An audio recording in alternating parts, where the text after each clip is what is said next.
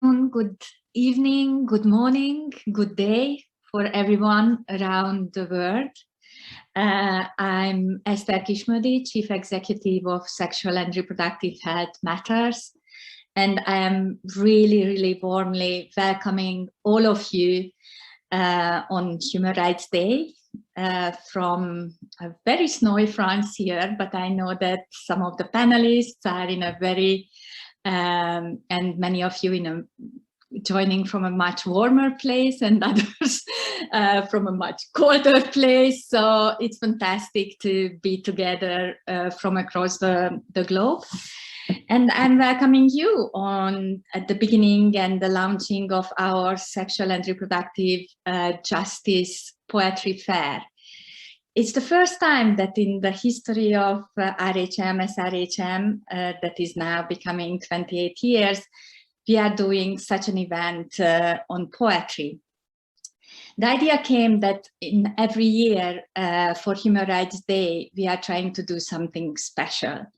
And when we were discussing over the summer and end of the summer, what should we do this year, we decided that we are not calling for human rights violations and activism in a traditional way, but we are trying to address and share our souls through poetry, because many of us feel isolated now for almost 2 years and overburdened and burdened with work, with the lack of personal relationships.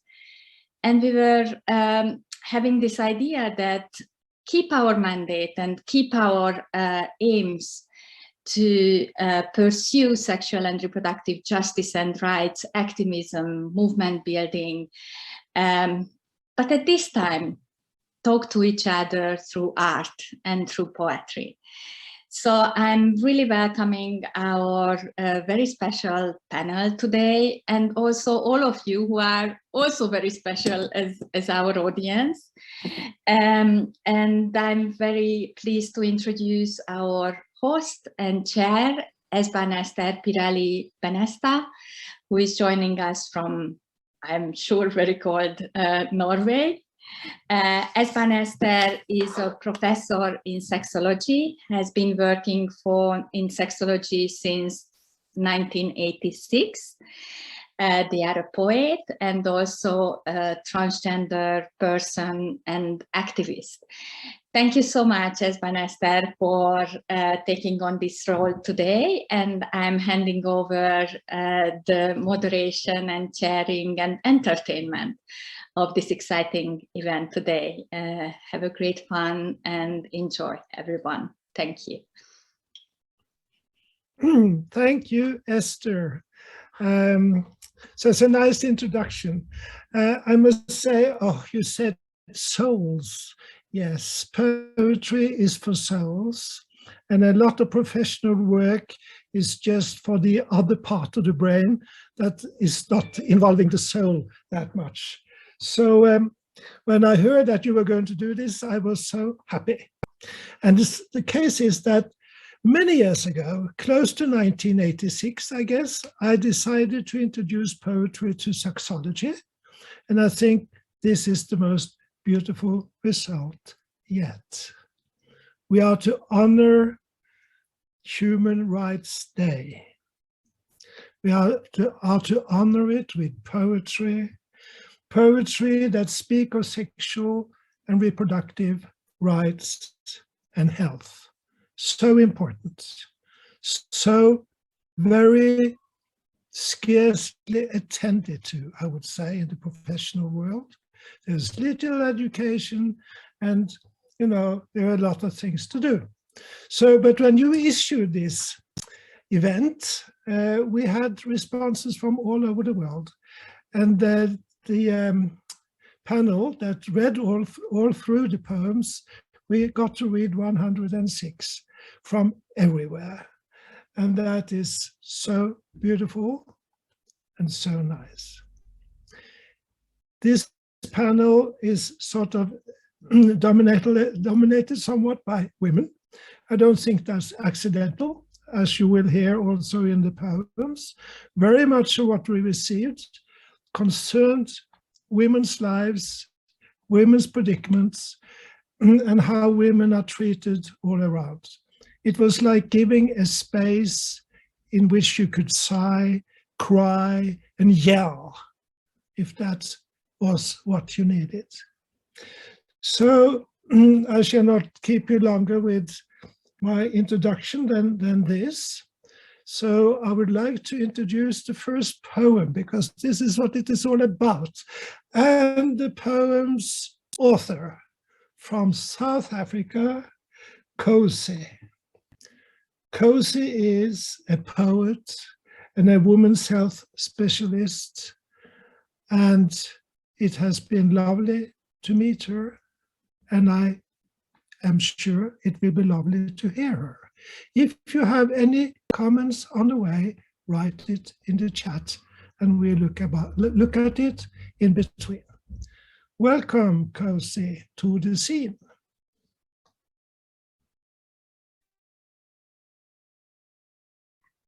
You must unmute.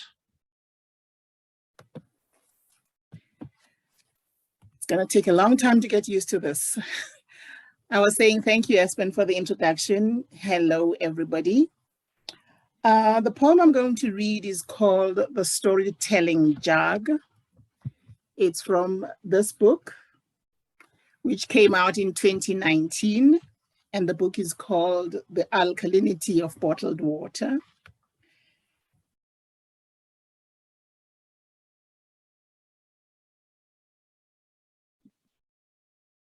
Yes. Kosi, you muted yourself. We didn't hear the last sentence. Don't worry. Sorry. Don't worry. I did that with the book. I made a mistake. So I was saying that the poem is called The Storytelling Jug, and I'll just let it speak for itself. Maybe it will invite a conversation. I am the 2-liter jug, plastic and royal blue. I was brought to this home as a gift 5 years ago. The firstborn daughter to the mother of this home used her first salary to buy her mother a special gift.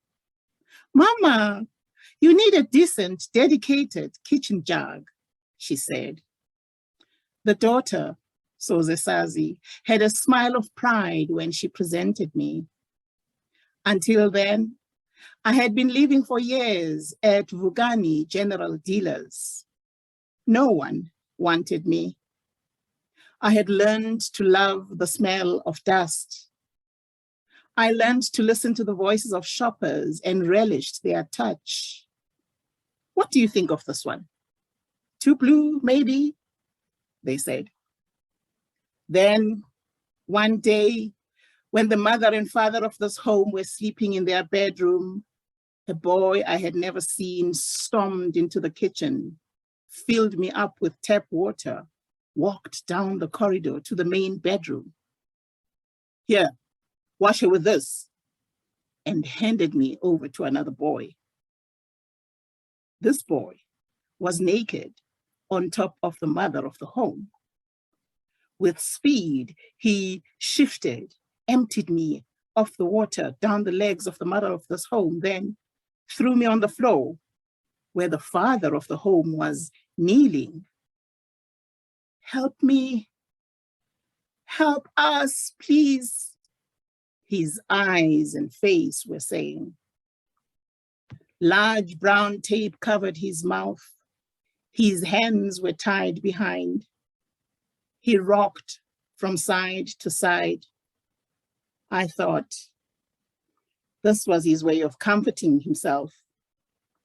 Then I counted 5 boys in the bedroom. One was emptying the drawers. "It's your turn. Go fill up the jug," he screamed, pointed at another. I was back in the kitchen, in the hands of another boy who did what the other boy had done but didn't close the tap. Back in the bedroom, I was aware of the dripping water. I knew that the mother of this home would hate that. One boy got off her. "You took all the juices, she's dry." He sounded angry. They must have rehearsed this going to the kitchen part, the climbing on the bed, moving up and down the mother, the moaning each climber emitted before getting off the bed. I had seen many things in this home and at the general dealers.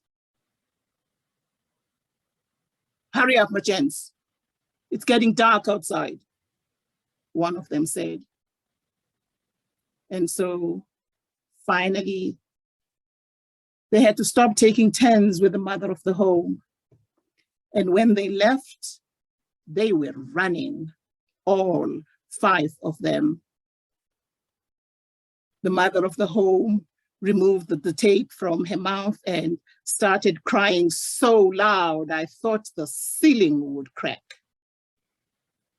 Very slowly, she moved and climbed down. I'm coming, Bub. Let me get a pair of scissors. All this time she was crying. The mother and the father of this house left on that day. I decided I would become the storytelling jug from then on. Always, I start with the words. I am the 2-liter jug, plastic and royal blue. I came to this home, a gift of a daughter to her mother many years ago. Then I tell the story in a manner that matches my mood on the day. On some days, I focus on the silences between the sounds that filled this house. On other days, I give life to their words because I remember them all.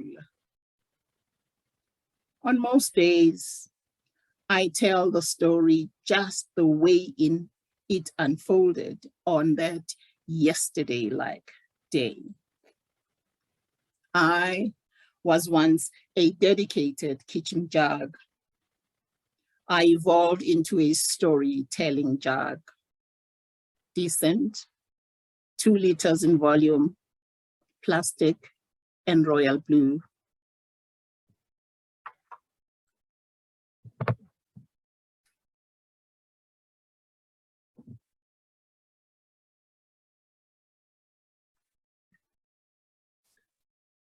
Thank you, Kosi.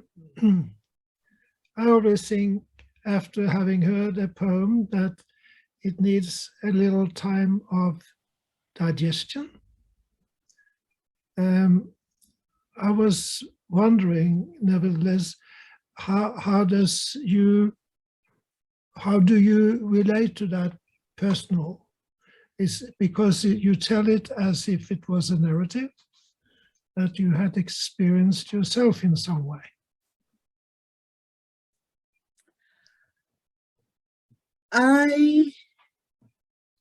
Well, let me start by saying this. I don't know if everybody knows that South Africa is known as the rape capital of the world.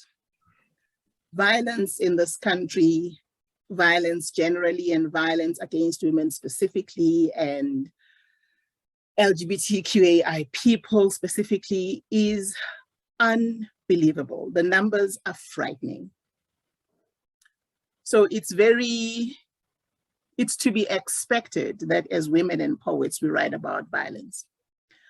So after being published in the first book that came out in 2005, and another one in 2008, of course, I had written about rape from various standpoints. So when I was working on this third book, I kept thinking, I've never seen a poem on gang rape, yet we know that gang rape is a particular thing in this country. I had mentioned gang rape in one of the poems that I called The Silence of a Lifetime. I think that one was in the first book. And I kept thinking, but how does one write about gang rape? I mean, how do you do that? And I had been asking myself that question for a very long time. And then one day I woke up and I thought, use an inanimate object. Use an inanimate object. let it speak. I thought, oh, perfect. And once I had that, I sort of wrote the poem from beginning to end, and the poem wrote itself like that. And I thought, wow, that was a great idea. And gang rapes were very common in the 80s and the 90s, when there was a lot of political violence as well, because men would not just be fighting amongst themselves within the political whatevers. They also use the opportunities to then rape women. So there were lots of stories that we as activists heard of.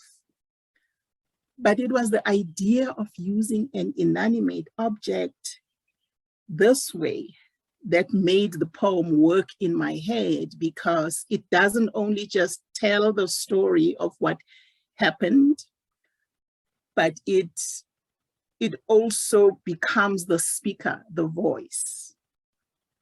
So what we do as activists is to speak out. How many women are going to speak out about being gang raped? It is like the grossest. I don't know if you can put a hierarchy to this, but I think the idea of numbers all at once make it feel gross in a very particular way. So the idea of using an inanimate object for me is what made the poem come alive, because I don't write poems that are about my life only. I might use I, we, but I'm impersonating in order to carry the message across. Yeah. Thank you. It gave more substance both to you and to the poem, I think. So let me see here in the chat. There are no comments in the chat. Are there any comments or questions from the panelists?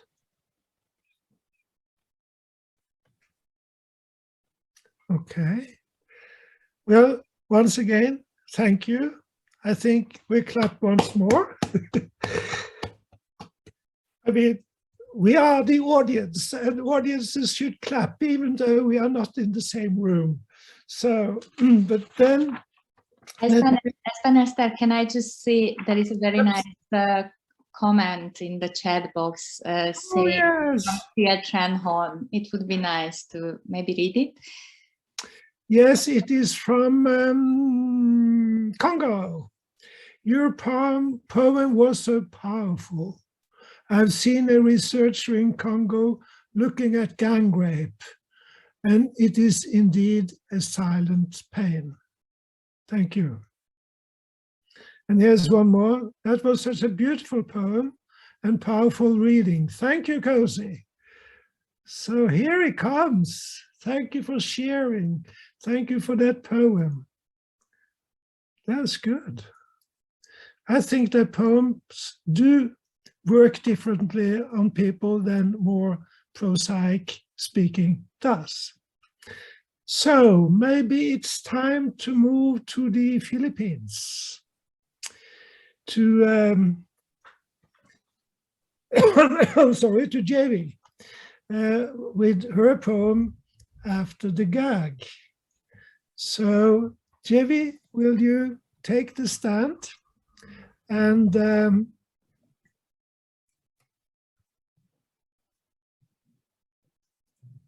Espen, Esther, you muted yourself accidentally. Can you please come back? Oh, yeah. So,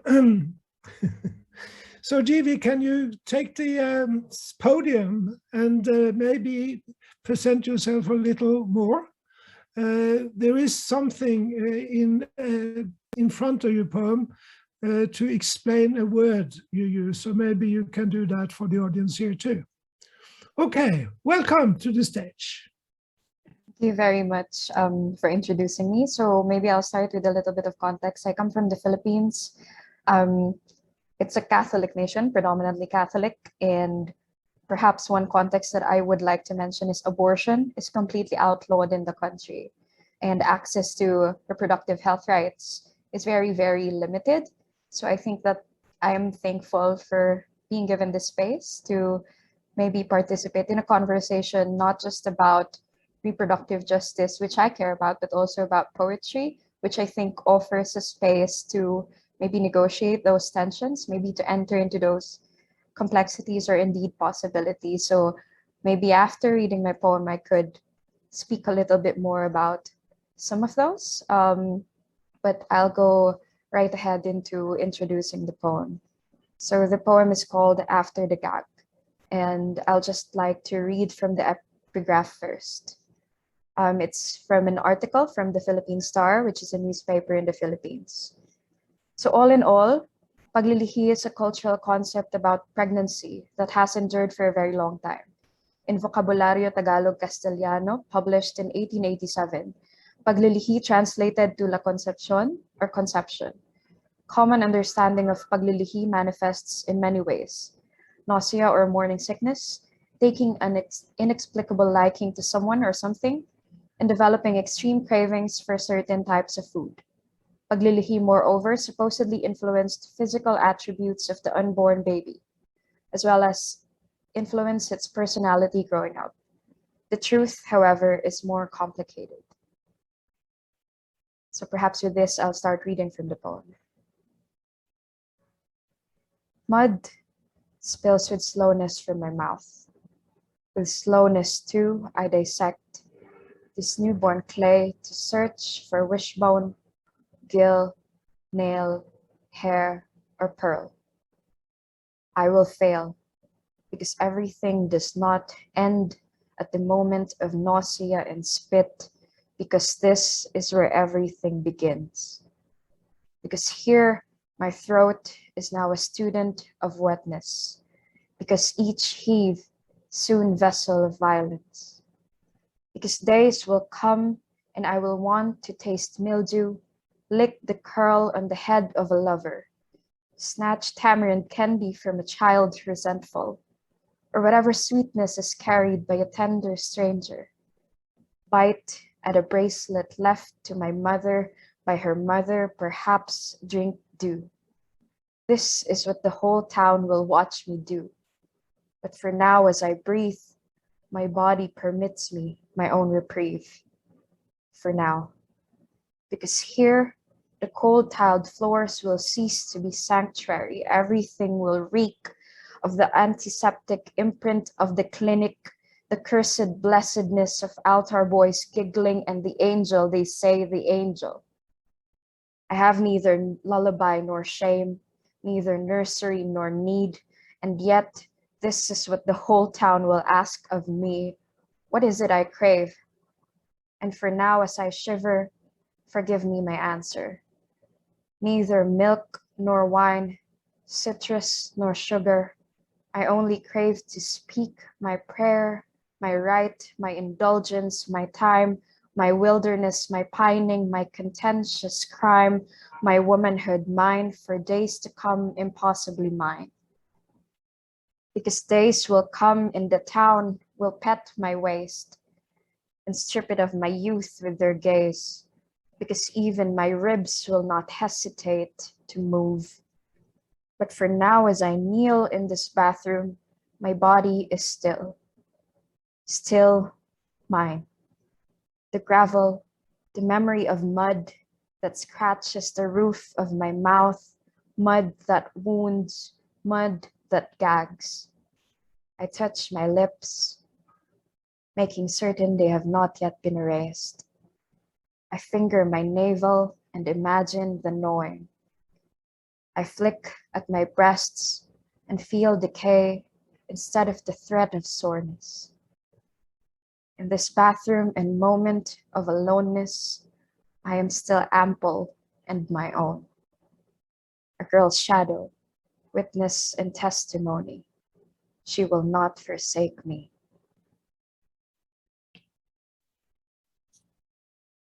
Thank you.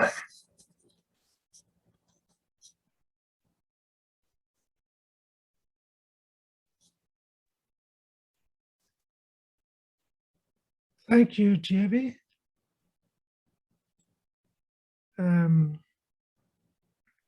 It made me silent.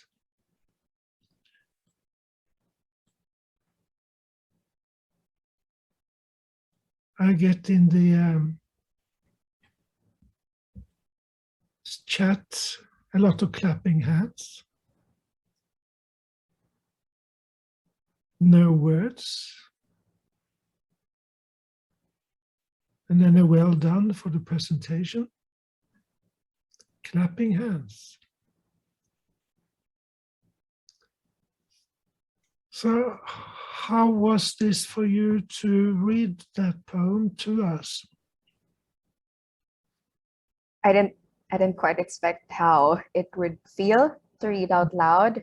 I think I went into this prepared to talk about, because I think in the email they asked us to talk about our thoughts between poetry and reproductive justice or sexual justice. And I went into this wanting to talk about how I don't think poetry has the explicit power to change structures of like injustice. But I also wanted to say that that doesn't mean to say it doesn't have power. I thought while it may not be able to address those material realities directly, I thought what it does is offer a space for possibilities. And where I'm from, particularly where the Catholic discourses are very, very powerful in constraining women's freedoms, I thought that what poetry and the arts could offer is a shared space such as this, that can be a discursive platform to go against those material realities. And as a solitary practice, which indeed I felt well.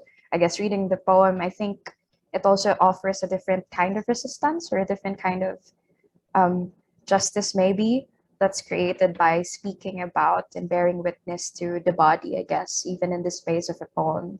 And I just thought, given the context of abortion in the Philippines and access to reproductive health, I thought that as a woman, if my body is not being allowed to do and to be elsewhere, then I could let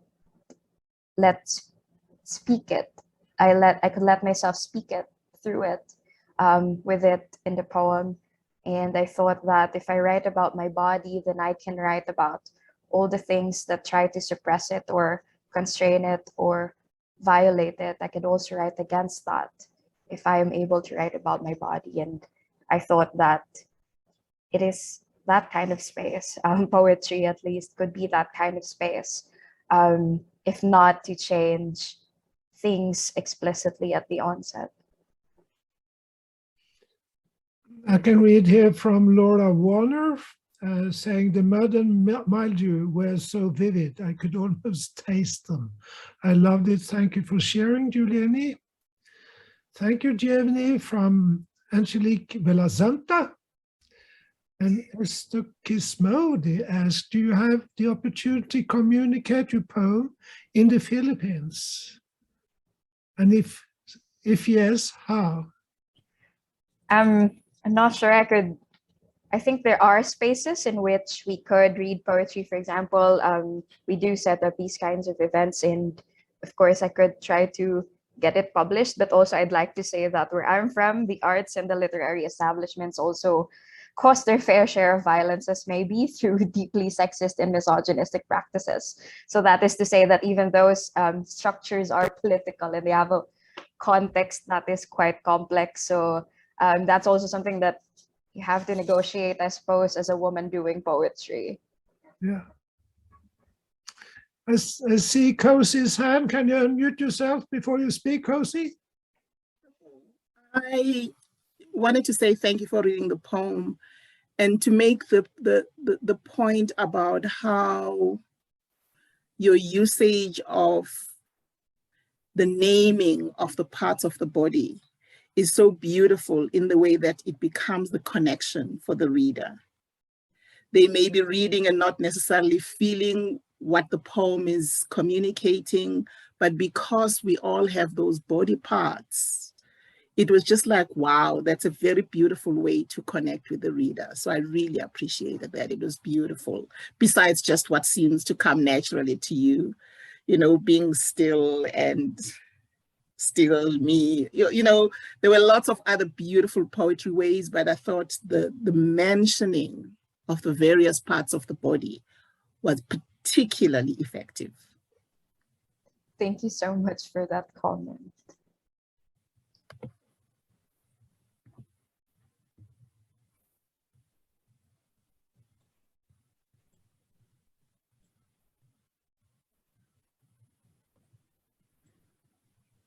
Esther, you are muted. Sorry.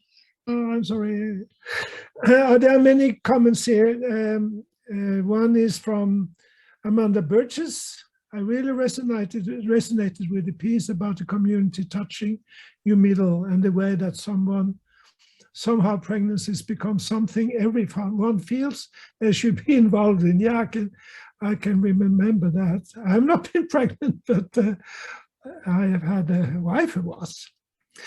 And all of a sudden, her stomach belonged to the community and not to herself anymore.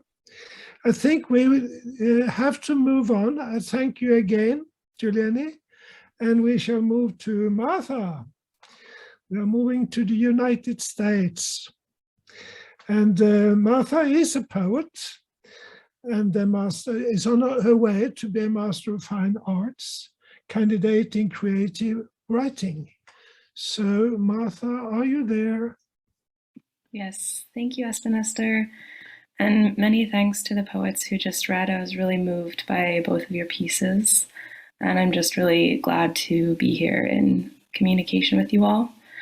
And thanks as well to Esther and Alex and SRHM for inviting me here. It's just such a pleasure. So I'm going to read a poem today. Before I begin, I thought I would just offer a little bit of context. Maybe I'll offer context about this poem specifically, and after I'll talk about how I view the connection between poetry and sexual and reproductive health, if that's all right. So,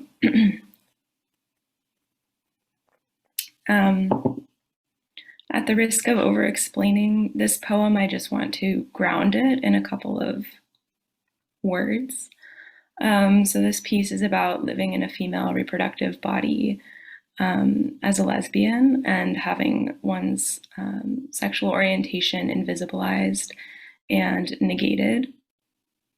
And above all, as a lesbian, having one's sexual identity be incomprehensible to the male gaze. So in the midst of that incomprehensibility, this piece is also not a linear narrative. So it's not intended to have a transparent meaning that can be read in any single way.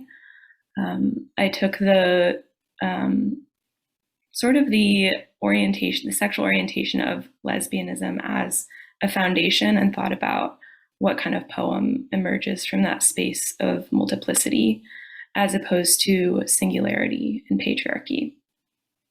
So I'll read my poem now. It's called 168th Ovulation. Didn't know how many birds I'd upholstered until I stripped and plumage caught out. Silent birds I saw plucked in public, some factory. The fathers I knew outcounted by the feathers I sat on flightless. My plumage gummed up in my throat, all clot, all dry flutter, all excuse me please, I'd like to sing. I hacked it up, the fury. No one applauded, but woke beyond my sight. The false sun, the hypoxic roar, the feather strung under my skin. The work of singing across species broke me, so I sang for myself. Not sang, no, syrinxed. In surrender to the feather, I spit up cud. I promise solitude. I offer to never not chorus a note. I stare, I choke on her curls, swept up barb. The mimicry, the twin arc from fringe to eyebrow to lash. I'd sing her all my life if I could wake and never leave the lap of something joining. Her soon flight, her bedside still, nested, the opening stares me awake. I worship memory until she fills it in. I dreamt of warmth atop that mother down. Call it brood, call it the way I bled into cushions, like all my mothers made me grieve weight by blood, that memoir. Denied form, it pulses in form, my other, made present against that with form, that which forms, that which vibrates fast enough to keep still. I say, I remember nothing but what I wish to know. Feathers cloud behind my gaze, like eyelashes dropped into yolks of pupil mire. Remember what I said I saw? Mom was 30 when she knew I'd cull her bone and gore, and I, as I near the age, get around to washing the slipcovers.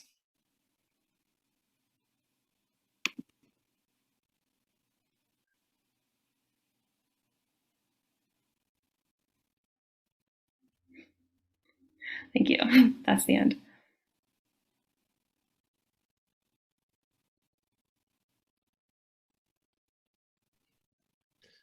Thank you, Martha.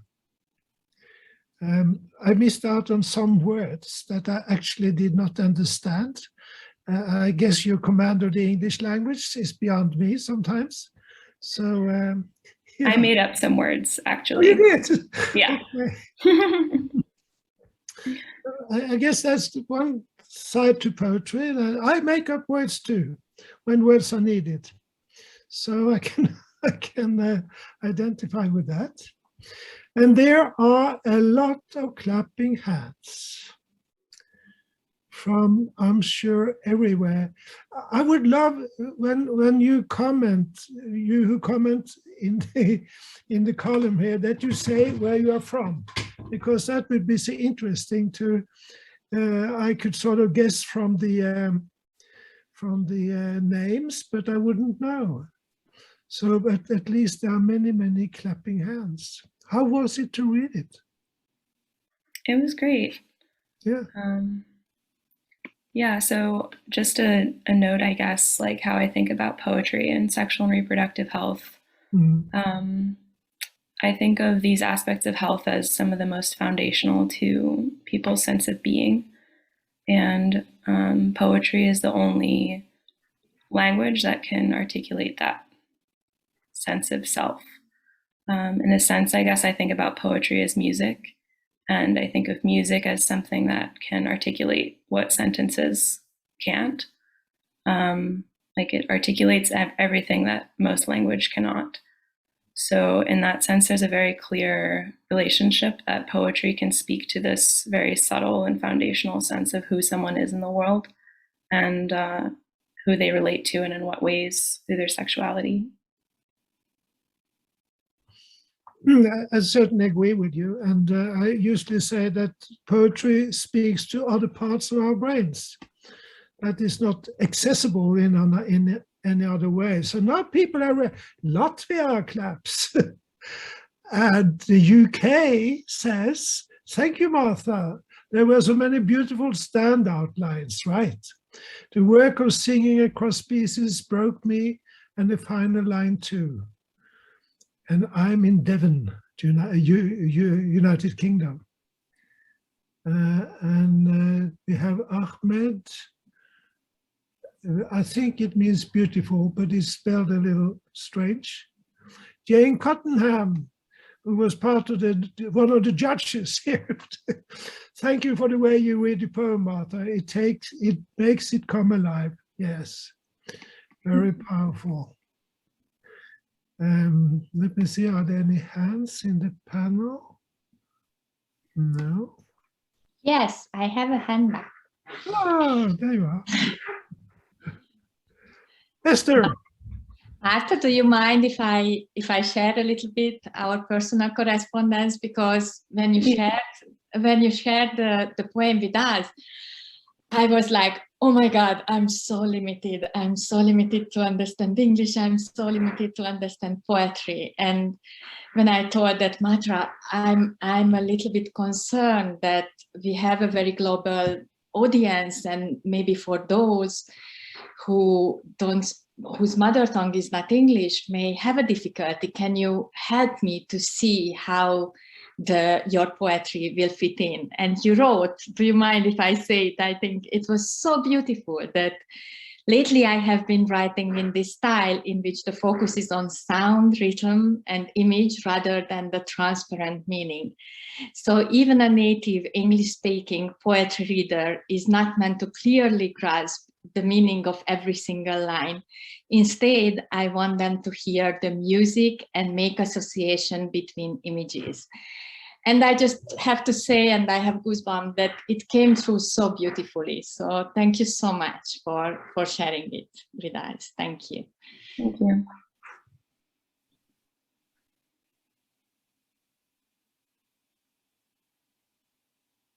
Espen, Esther, you are muted. Maybe just don't mute yourself at all. Sometimes there are some trucks passing outside my window, though, in the snow.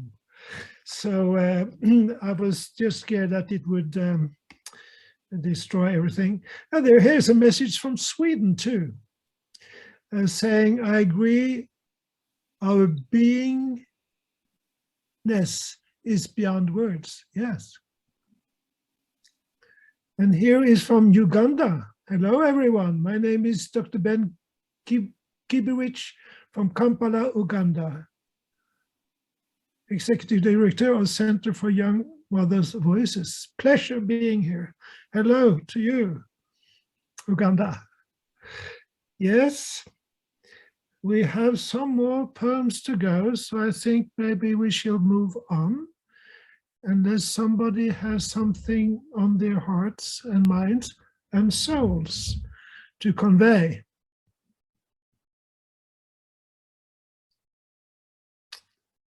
Okay, so we had a greeting from Uganda, and now we are having a poem and a poet from Uganda. And you know, the poems are represented from the United States, from the Philippines, but also, as we have known, that there is a TGG person, that's me, and we have a lesbian. So there are many talents here, in addition to the poetical ones. And here we have a very young person. Amma Cynthia from Uganda, who is 18 years old. Are you there, Amma? Yes, I'm there. Thank you. Okay, so I say welcome to the stage. You are a poet and a high school student. Welcome to you. Thank you so much. So, first of all, I would like to say something small about my poem. See, when I saw this topic, when I saw sexual and reproductive justice, the first thing that came in my mind was all those young women in my society that are in challenging marriages. They don't talk about it, but we do know it happened. So my poem was based on that. It's a very simple poem. It's not very complicated. Yeah, it's entitled Every Other Night. So I'll read it right now. Every other night, he snores like a pterodactyl giving birth. She ignores the mosquito bite, the stench from his lack of a bath, the stinging cold through the threadbare blanket. When suddenly, jerked out of another awkward dream, he arouses with a scream, her eyes shut tighter. Another magical moonlit night, she is up thinking about money. In no mood to lick something sticky just like honey. The thought of another hungry mouth to feed is like venom on her tongue, terrible in flavor, but she is aware he won't do her any favors. Scratching his scanty beard, loudly passing gas, groans escape his bare belly.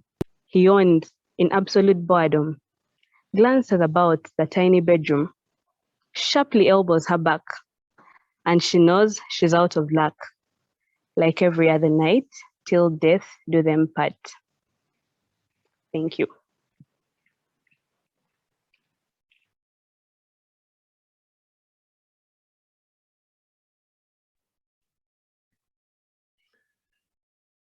Wow, thank you, Amma. And they are applauding you from many parts of the world. And there's one commentary saying, great talent from the Pearl of Africa. I guess that to be Uganda, or are you the Pearl, or both? Uganda is the pearl of Africa. Okay, so, okay. Now I know that. And here's a question for you. Now, how did you get so wise, Amma? I don't know about wise, but thank you. I just really just looked around my community and I just see these things happening. So yes, you can call it wisdom, but I guess I was just trying to bring out what I see the best way I know how to, and that's through poetry. Thank you. Yes. Continue doing that. I think there's one saying, wow, fantastic ending. And I think that ending was maybe the most powerful thing of it all, alluding to the promises we give each other at matrimony, and how that can become a prison with continuous punishments, as you describe it. Let me see here. What a beautiful way to share what you observed in your community from the United States. It's just a touch of creativity coupled with the realities in our daily Uganda. That is from Uganda, from Ben Kibrich. And he's, thank you, Amma. Well said, says India. Nehaminda says that. I think this is so fabulous that you can read like you did and be on the stage and be applauded from so many places around the globe. Jane has her hand up, as Vanessa. Jane has her hand up. Ah, thank you for letting me know. Yes, there you are. I'm sorry, Jane. Yeah, no, okay. Thank you. You said it was a simple poem, Amma, and it is, and that's part of its power, is that, and the way you read it, I really liked, because it's just one line building on the next and talking about something which sounds very banal in the tone of the narrator, shall we say, and yet it's so dramatic, you know, you can absolutely feel what she must feel.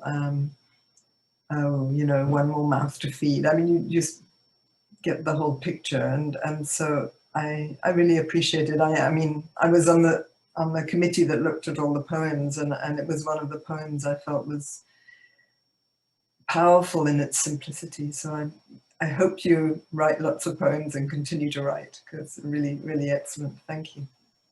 Thank you so much. I want to read you a message here from India, from Gunchan Janghok. I'm sorry, I should have loved to speak all the languages of the world, but I do not. But the person has said, that is so beautiful. I connect with it as I'm working on merited rape as a part of my doctoral thesis. More power to you. Gunchan Janghok from India.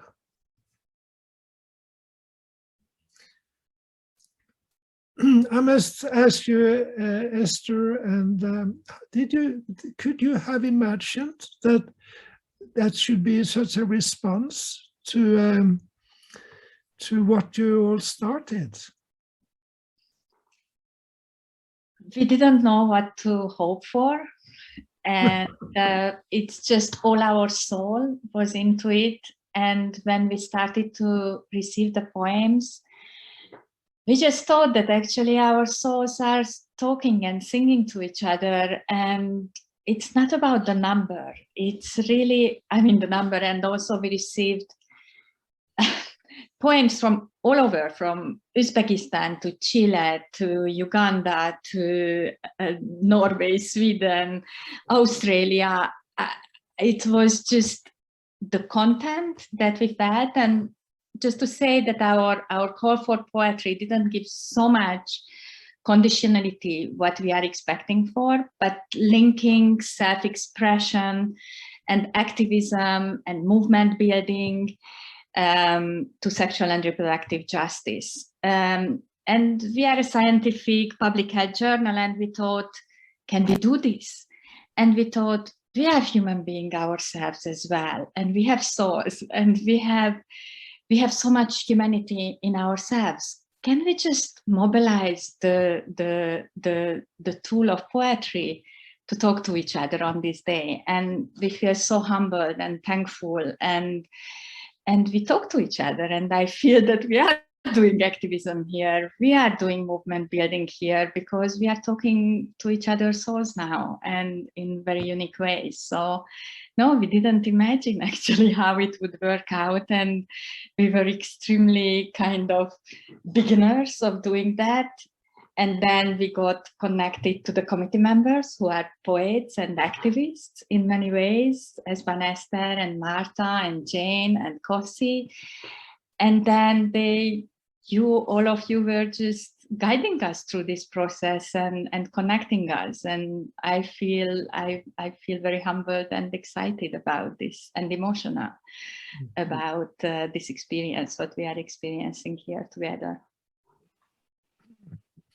I think in a way it's kind of a fingerprint of many, many lives. And I haven't the statistics on that, but I think that the majority of the poems we received were written by women. Alexei may know a little more about that. And as I said in the beginning, I don't think that's accidental. Do you have any thoughts about that, any of you? Authors and everyone?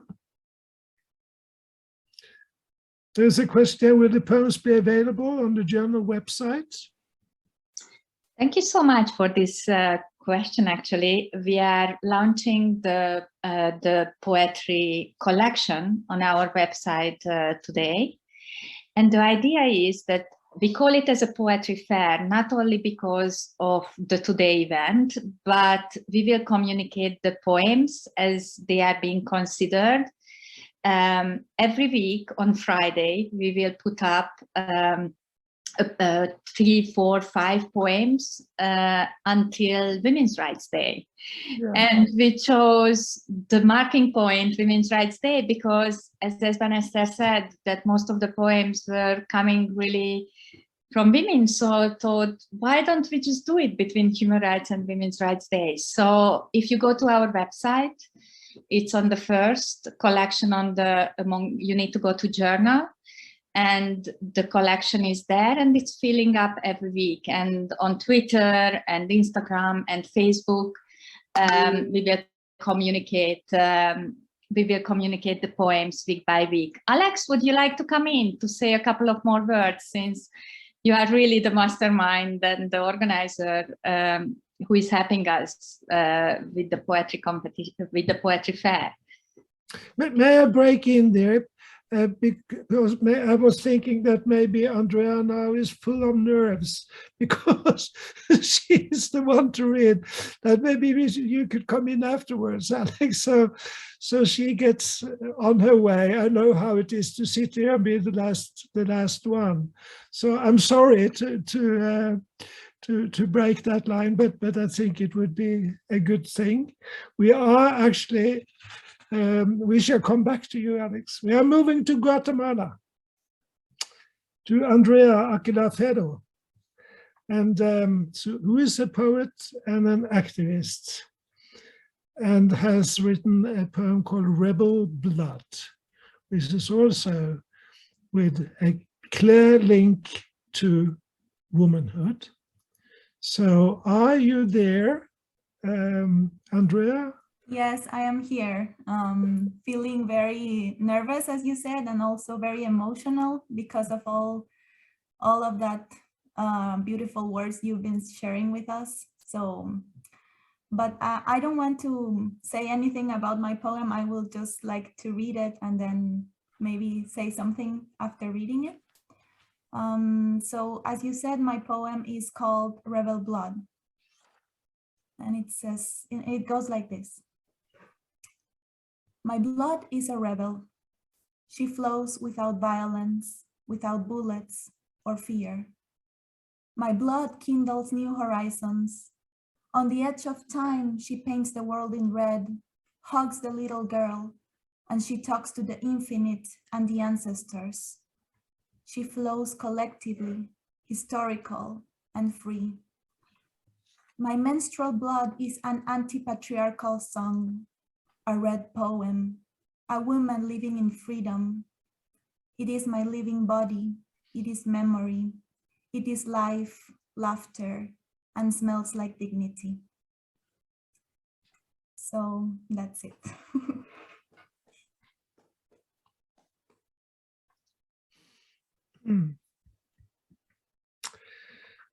Thank you. It should be read in every school, everywhere, to give a beautiful impression of menstruation. And that doesn't happen so often, unfortunately.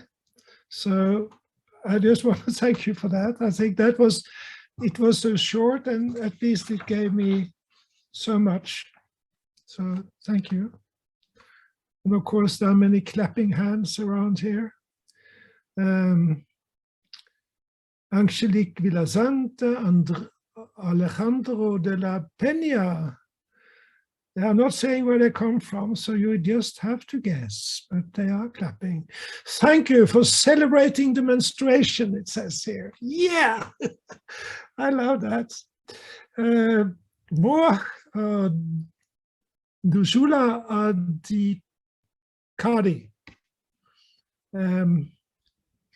Excuse me for not being able to pronounce correctly.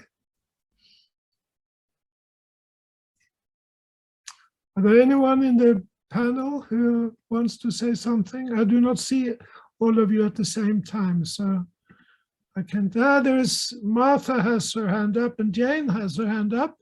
Yeah, so let's start with Martha. Yeah, I just wanted to say thank you, Andrea, for sharing that poem. It was really beautiful, and I loved in particular the way you used the senses, like visual sense, the sense of smell. It just created such a complete experience. It was really lovely, so thank you.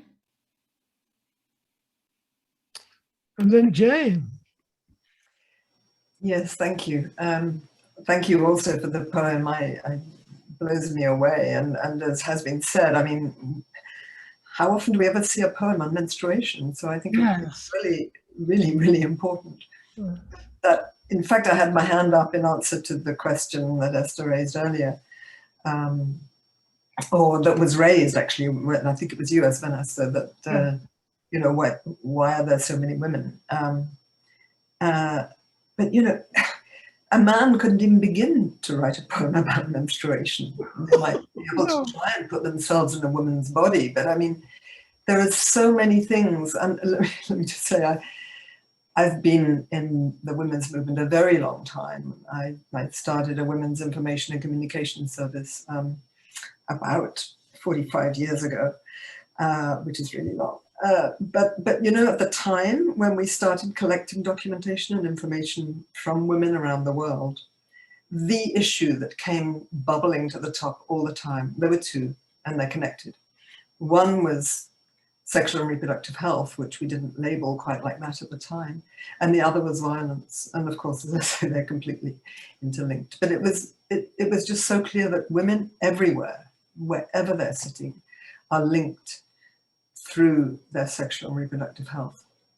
Whether or not they have children, whether or not they have an abortion or they take contraception, you know, nearly always they menstruate. So there are real connections there, and there are really ways in which we feel all of that in our bodies.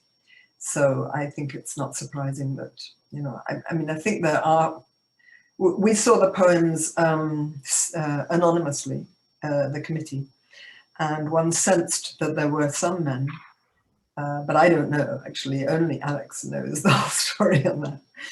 But it very clearly, most of them were from women. So thank you very much, Andrea. beautiful. Kosi, unmute. Yeah, Andrea, I want to agree with everybody about the beauty of your poem, but I want to focus on the very last line, the way you connect menstruation and dignity.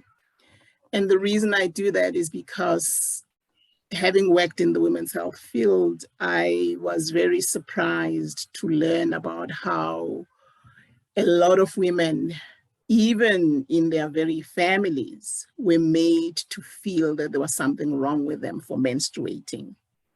We're made to feel ashamed, we're made to feel this, that, or the other, or we're not told anything at all about menstruation. So when they get their menarche, they think they're dying because you associate blood with injury and all of that.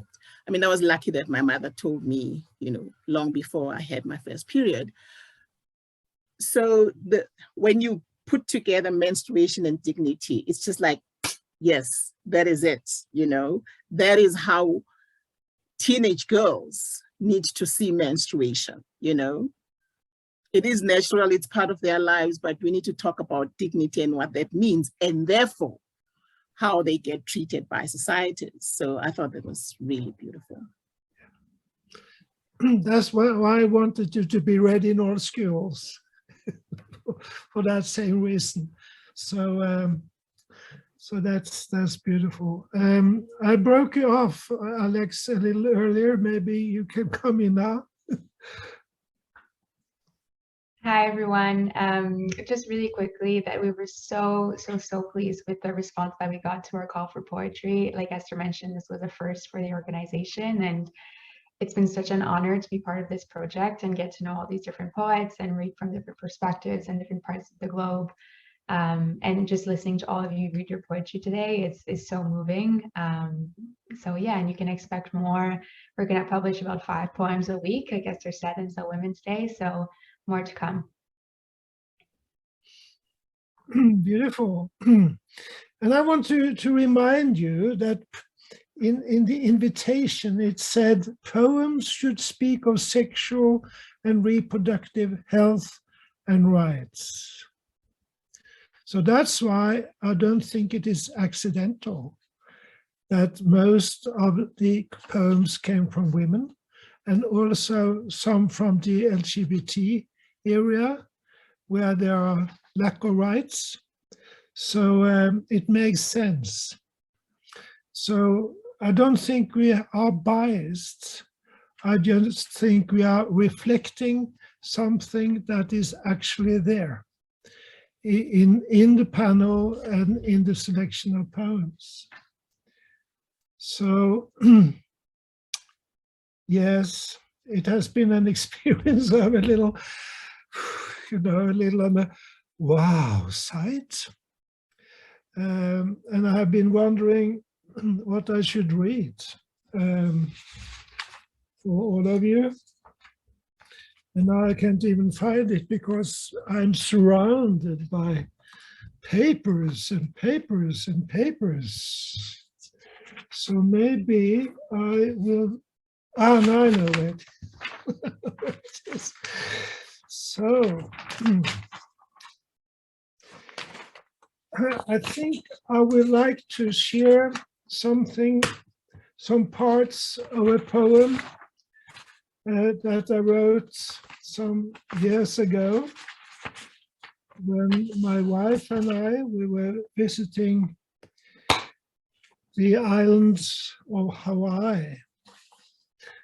And I learned that whatever congregation you belong to on those islands, everyone believed in Pele. And Pele is the volcano goddess of Hawaii.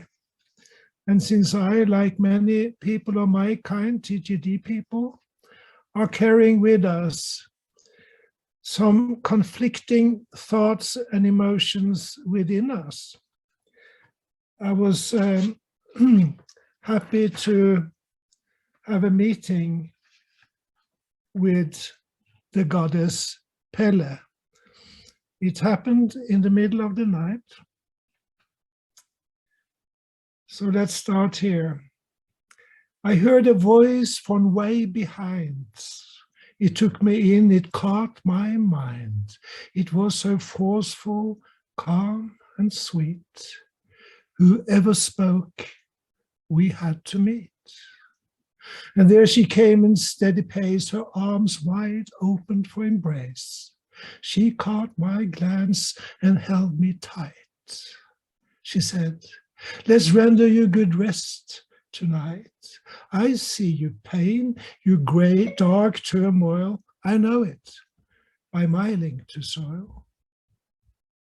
I hand you clarity if you desire. I am the deity of heat and fire. I smiled and said, I must confess, I ask no more, I pray no less. Then talk to me, she said, and tell. We need to know to make you well. Whatever trembles in your mind, it must by tale be left behind. She led me by her friendly hand onto her cracked and wrinkled land. We slowly walked her globe-paved street. I felt a warmth rise through my feet, a warmth unsteady, incomplete. She softly spoke, we are in heat. I know, I said, I've known for years, and shed from heat a sea of tears, and seen my inner sacred stage be battleground for wrath and rage. But from this rage so long compressed, I have but minor wrath expressed. My path was stony, in distress. What was this hell, this painful mess?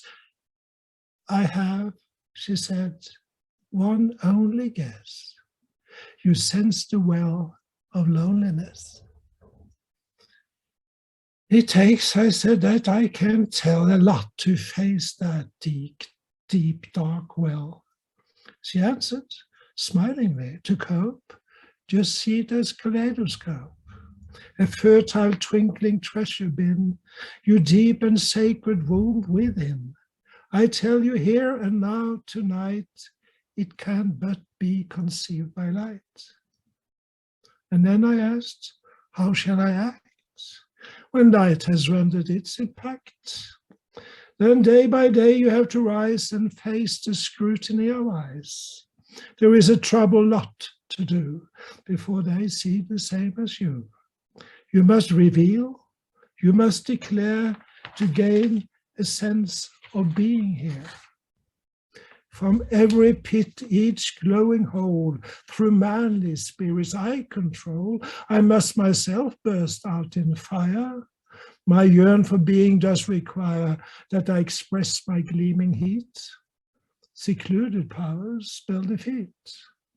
By fire's aid I rise up high, from heat alone I fade and die. You must give birth to be alive from whatever source your births derive.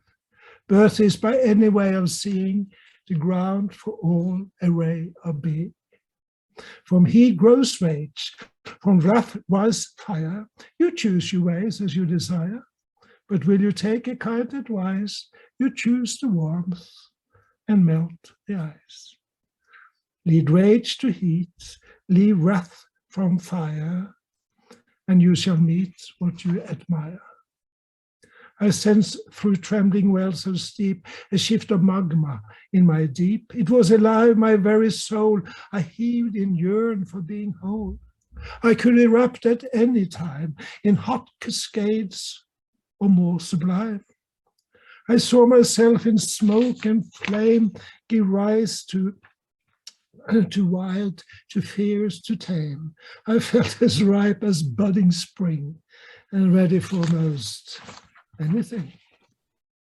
Though before eruption came to be, the goddess Pele spoke to me. We have encountered sweet as brothers, like we did meet as heated mothers. We have both sensed the inner urge to let our powers meet and merge. It takes a motherhood of soul to merge such forces to a whole. It takes on qualities of male to let erupt such forceful tale. As we inhale, as we expire, we must for light and tale inquire. We own a well of some extremes that can make living hell, it seems. To seat a wholesome rest require, to mother heat and father fire.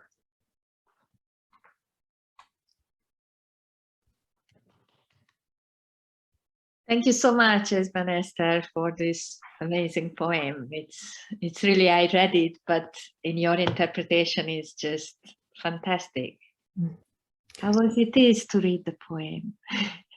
Well, you know, I wrote this. There's a little story about it, because we were at the big island of Hawaii, where new land, we walked on land younger than us. And my wife says that she woke up in the middle of the night and I was sitting there in the bed writing. And I think Cozy said that the poem wrote itself, and this one certainly did. It wrote itself. It just came out, and it's much longer than this. It's the story of the islands of Hawaii too.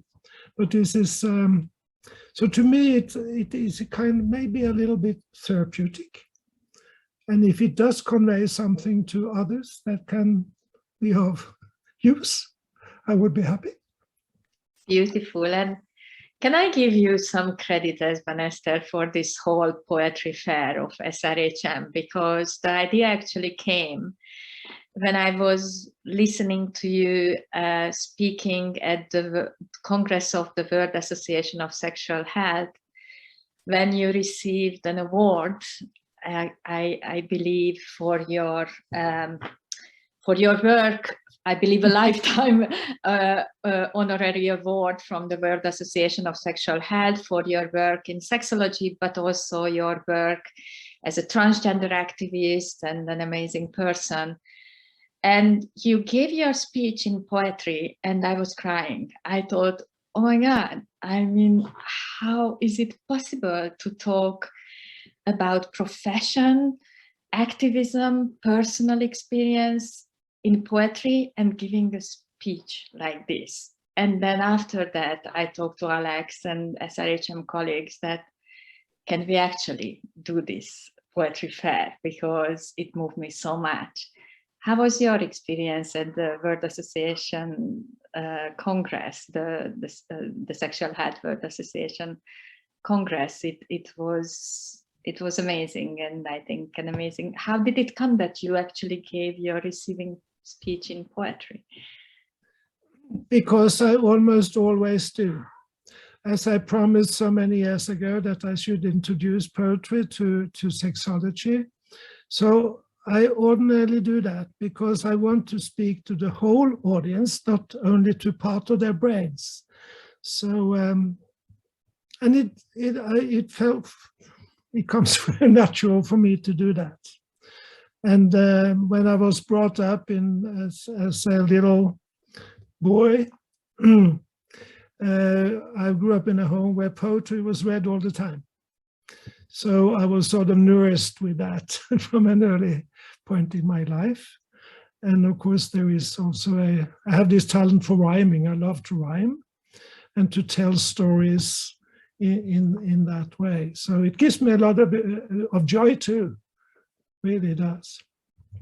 Beautiful, beautiful. Thank you so much.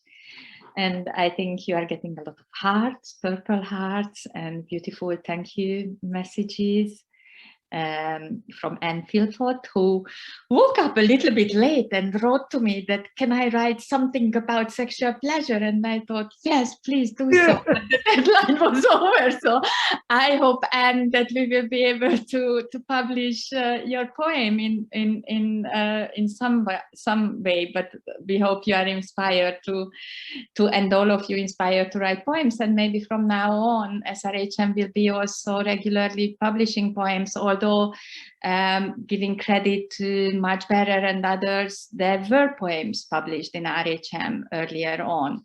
And Philpott says, I loved also that Esban Esther have their expectant speech on poetry. It was so brilliant. This is so great having a poetry fair as a result.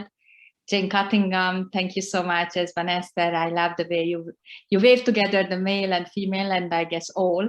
Heat and fire, very beautiful and thought-provoking. So thank you. And I'm handing back, we can close together, Esban Esther, but I'm handing back to you as a chair, the final words. I just want to say thank you, everyone, for being here, for sharing with us, and be part of this event that I think is a little piece of history when it comes down to it. So thank you very much. Do like this, and hope to see you again and read new things, and especially hear that you read them to us again. Good night and bye-bye and good morning, or whatever it is all around the globe. Thank you. Thank you, Esban Esther, for leading us. Thank you, Robert, for reminding us that this has been the highlight of 16 days of GVV activism and human rights day. So we did connect some activism and self-expression and movement. So thank you so much for being with us here.